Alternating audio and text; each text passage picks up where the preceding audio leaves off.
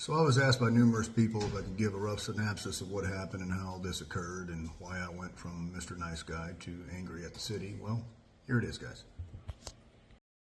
Chief Kelly. So this is what he sent me when I first started asking questions. Mind you, Jason Patron had already did his inspection. He had 3 issues, 2 of them I fixed, 1 of them I disagreed with. Jason Patron came back out 2 weeks later and said, "Hey, did you fix the 3rd one?" And I said, "Nope, it's not a hazard," which it was not. But he read through my emails, Kelly did at the time. And mind you, I didn't know who Kelly was then. And he understands that I feel like my 4th Amendment rights were violated.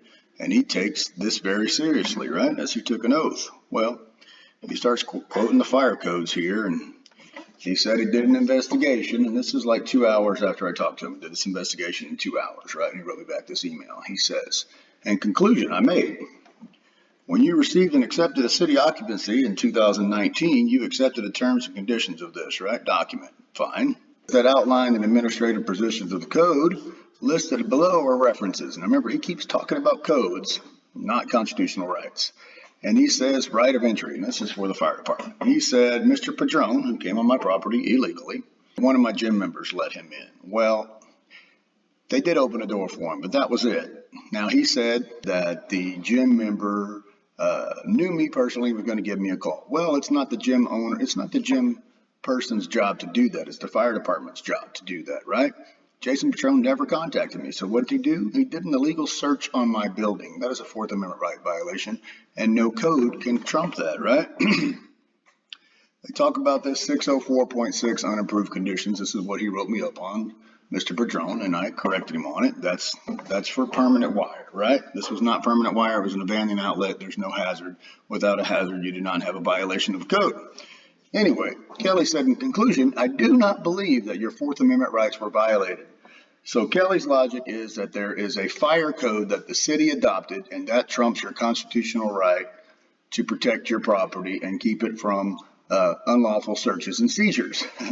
Padron's actions were within the boundaries, he tells me, of what he could do legally. And then he tries to sneak one in on me, and he says, "I am always here to answer any questions you may have. If you wish, I'd be happy to come back to your business and do another inspection." So they've already did 2. This guy wants to come back in and do another one. And these inspections are done biannual, meaning they come once every 2 years, guys. So check this out. It gets a little deeper. We start fighting a little bit because I'm like, "Hey, this ain't right." And I tell him, "My gym is for private members only." This is a direct violation of the 4th Amendment rights, the right of the people to secure their persons, houses, papers, and effects, etc. Let him know. And then I let him know about 605 are strictly related to permanent wire. So I teach the guy, "Hey, you're not reading the whole chapter. Start at the beginning and work your way down," right? And it says strictly permanent wiring. This was an abandoned outlet, guys. It's not permanent wiring. It was dead on 2 ends. Anyway, then they tried putting in another code, and I corrected on that. This is again for powered permanent, meaning it's got to have power. I don't have power to that. It's abandoned outlet. There's no hazard. Anyway, I explained this all to Chief Kelly, and then I tell him so far I've had 2 city officials that do not understand code, meaning Jason Padron, his fire chief, right, his assistant fire chief, and the fire chief himself, Kelly, do not understand codes. So then what do? Well, they send John Gomez out there. Now, John Gomez is the overpaid city electrician, nepotism to Ram Gomez, and they pay this guy $45 an hour to be an incompetent electrician, and I'm going to show you why. So this guy comes, and he already inspected my property. He's the one who gave me my occupancy, right? He cleared it in 2019. You're good to go, Jason. There's no hazards, no issues. Cool. Nothing's been modified. Remember that? Well, then he comes out there, and he calls me on the phone because I'm not there. My manager's there. Let him in, which that's legal. The manager can let him in. John calls me and says, "Hey, is there any power source to this?" And I said, "No, it's abandoned." And he goes, "Okay, so there's no hazard, right? Move on our way." Well, they came back a couple of days later, and with the assistant fire chief, Kelly, 2 code enforcement officers, and I'm going to show you that clip, but because we have that one recorded, it's coming up next. But John Gomez quoted me 422.2 outlet boxes. Guys, I can't make this up, but that code is for ceiling fans, not for outlets, and you can look it up yourself. So that'll show you the incompetency of this place, right? So let's show y'all some more stuff. conflict of interest with my membership. Are you really? I asked Kelly for her key card. Break the doors on me. Oh. Come on in. Jason, we're here today. Come on. What's up, man? How are y'all? Hey, Jason. Corey, how are you? Good, how are you, sir? Good morning, sir. Tito. Tito. Okay, how can I help you out today? All right, man. Buy that box, brother. Yeah, can you show me what we're talking about here? Right. We're all talking the same as all these. There's nothing in these boxes. You guys have any more issues Nothing. with that dumpster? See that turtle No? over here? That's it. Nothing goes in here. This is 30, 40 years old probably. Okay. Where's the box? There's never been anything Right here. here. Here's the issue, Jason. That's the box. Right there. There's electrical wires in it. Okay, so what I'm going to do to prove my point is I'm going to go buy some junction boxes and throw them on the floor. And if y'all write me citations, we're going to go to court. Okay. And what are you gonna do? Tell me again. Nothing. There's nothing there. There's no hazard, and it's not permanent wire. There's no code against that. Not a single one. Let me just show you what we're doing. I know what you're going by. I've read them. I even called my attorney. Because don't keep bothering me. Because this has nothing in it. Okay. There's nothing in there. No hazard, no power source. Okay. There's wires. All right. Well, on the fire code and the electric code, it has to be covered. No, it doesn't. It's the same. I already called my lawyer. No, it does not. Okay. It's the same as an extension cord. If I have an extension cord on the ground, same. You're an electrician. What's the hazard? Okay, the hazard is you got a J box with wires in it. So what is the hazard? Wait a minute. So in this set of wires I looked in there, you got a conduit that goes one way with wires. I just grabbed them. There's no power. We're talking code.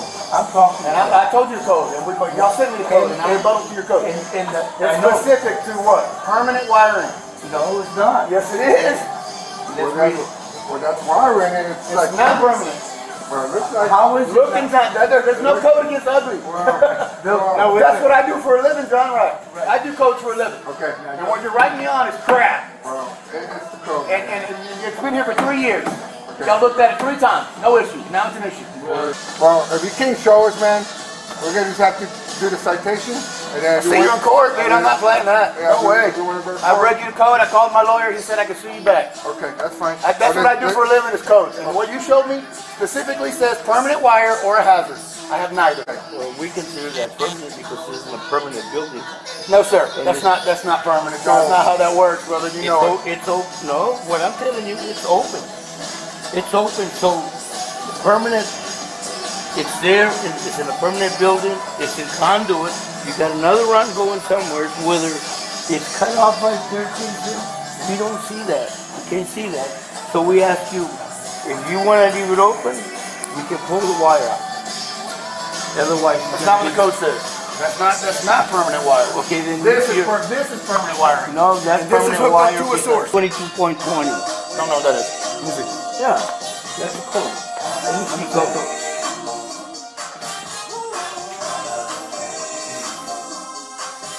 In a complete installation. Now go up. Now go up.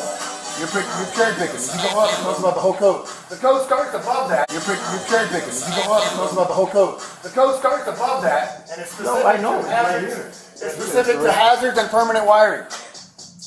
Above. All right. Look, you're at 622.2. Jason, Go all the way up. I think- That's when your code starts. Same thing with all federal regulations. All right, let's just.